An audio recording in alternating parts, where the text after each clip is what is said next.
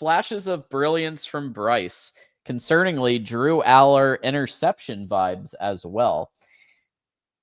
Like I said, I think it's the time of day is why he looked better for the most part, but I also think when he faces pressure to have to win the game for the team, he starts to force it.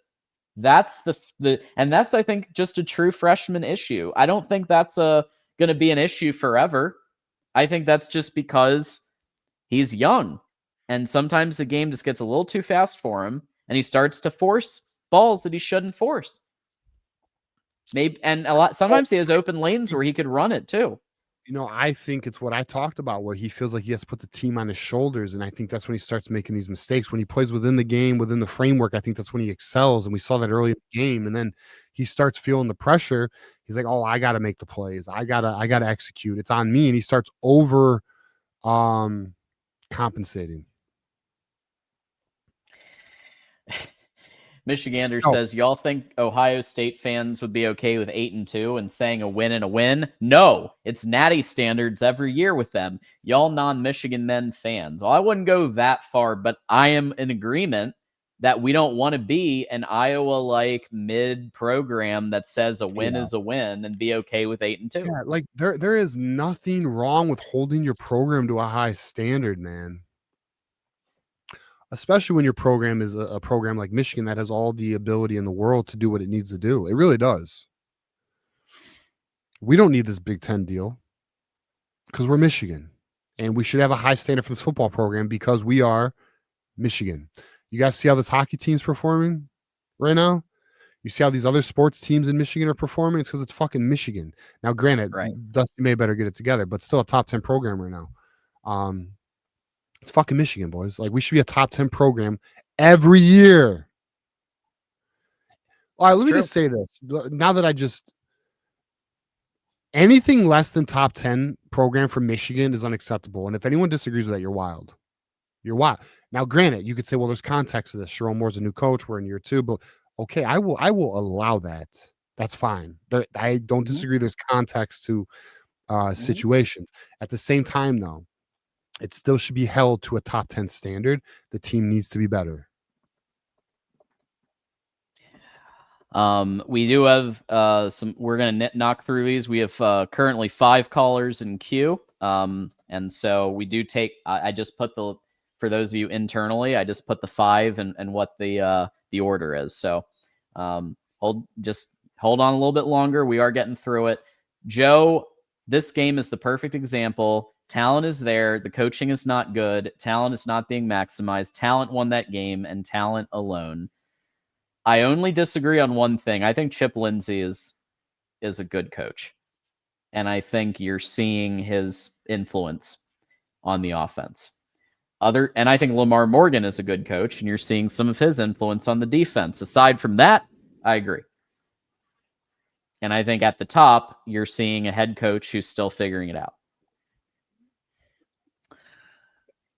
Vaughn with the 20. See, we were getting to you. We were just backed up. With the 20, thank you so much. I've said it before, and I'll keep saying it. Sherrone crying after that Penn State was a window into his psyche.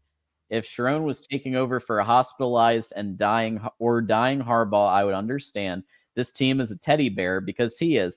I loved that. I loved when he did that.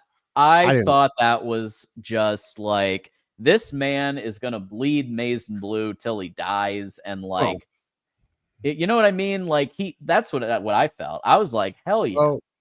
So I think, all right, the situation was there was so much emotion building up to it. They didn't know if Jim Harbaugh was going to coach or not. It was Michigan versus everybody. And it really was. And that said, I didn't love it. But I'm not mad. I don't hate it. Like, I'm not like, oh, like, I have no issue with the way he handled it, but like, I didn't love it. You know what I mean? Like, right.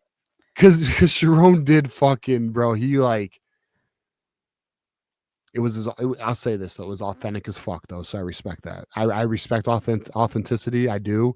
That was him, and that's okay. There's nothing wrong with that. But it was like, he lost composure. He lost a little composure. You know what I'm saying? But it is what it is. I don't hold it against him either. Like it's not a negative. It's just I didn't love it. That's just my position on it.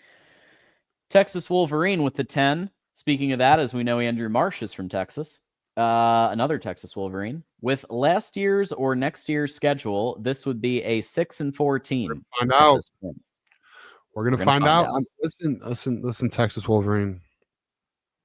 I promise this. The offseason, this channel will hold this team very accountable because we need an aggressive offseason. Now, word is they will. So, okay, then just do what you need to do. Everyone's going to be absolutely happy. We all are aware next season's schedule is definitely more difficult than this season's schedule. Well, guess what? No excuses. That's what it is. So, the results will speak for themselves. And we are going to have answers next year because we're in year 3. There's no more holding hands next year. It's sink or swim, boys, and we're going to find out next season. Next season is going to be a sink or swim season. Sherrone says he's okay, just needs the best masseuse in town on Marshall. Is that what he said? I don't know. He has it in quotations, though, so maybe Rocky, I fucking told you to give me your phone number, bro. Then you get my DM. Sounds like some... Yeah. I don't know. It could be. I don't know if Rocky's being fucking so what I'm looking cryptic or if he's being fucking honest right now. Al says go fucking blue with the 20. I love that 20 and I love that. Well, that's the one that got us to the 4th hour or the 3rd hour. 3rd hour? Hell we yeah. We were like 18 away or 13 away. Al Dunbar got us there. Right. So thank you. Al got us there. Appreciate you. And we're about to hit our 4th hour. So that's because of all of your generosity here. Wink needs to stop, and this was a super chat in the members show. Wink needs to stop blitzing so fucking much. We thought he did. They did chill out on it the last 2 weeks, but I don't know. I mean, he kind of brought it back. But no, Rocky said that is what he said. He just needs a masseuse. Get one of those Asian masseuse. They're good with the hands. You know what I'm saying? Oh my god. What are you talking about, John? Yeah, they're talented. They're skilled. I'm with you. They got that Eastern. They got that Eastern touch. You know what I'm saying? But I agree. Wink needs to stop blitzing. I thought we had it handled, but again, the linebackers.